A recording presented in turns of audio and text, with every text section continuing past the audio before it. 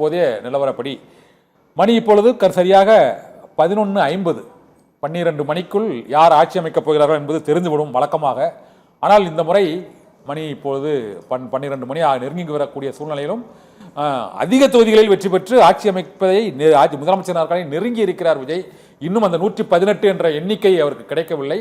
அது கிடைப்பதற்கான வாய்ப்பு இருக்கிறதா என்பதால் ஒரு 23 தொகுதிகளில் ஒரு 1000 வாக்குகளில் அவர் முன்னிலை வகிக்கிறார்.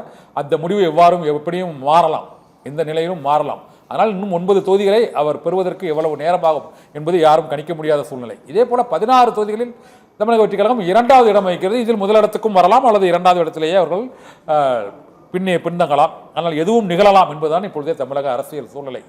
இத்தகைய ஒரு குழப்பமான முடிவை இப்பொழுது மக்கள் அளித்திருக்கிறார்கள். 12 மணி நிலவரப்படியே இத்தகைய முடிவுதான் இருக்கிறது.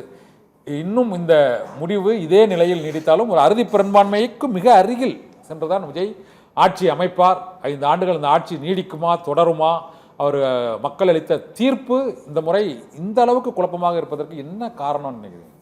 இல்லை, அதுதான் நான் ஏற்கனவே சொன்னேன் இல்லையா, அதாவது திட்டங்கள்லாம் சிறப்பாக இருந்தால் கூட இது மக்கள் அதை சென்றடைஞ்சதா, முழுமையாக சென்றடைஞ்சதா, அதில் அதிருப்தி இருக்குமோ? இல்லை, அதில் பயன்பெற்றவர்கள் நிறைய பேர் இல்லையா.